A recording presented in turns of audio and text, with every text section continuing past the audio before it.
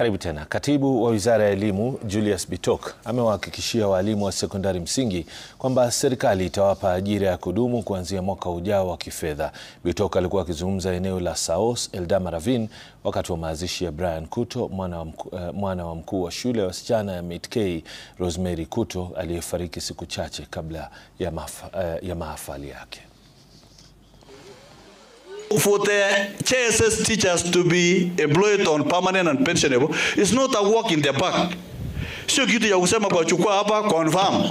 When you confirm there is notice, what do? Watu watakula nini bila hii? So what we are telling you, and I want to speak from point of authority, is allow us to look for money in supplementary to ensure that when they are promoted, they get salary. And when they are converted to permanent and pensionable, they have something on the table. We believe with your guidance and your presence in that education committee, you will do something for us. So we are saying as teachers, we shall come January, we shall not go back to class without teachers being confirmed. Kuambia walimu wa JSS, Mheshimiwa Rais amesikia malilio yenu.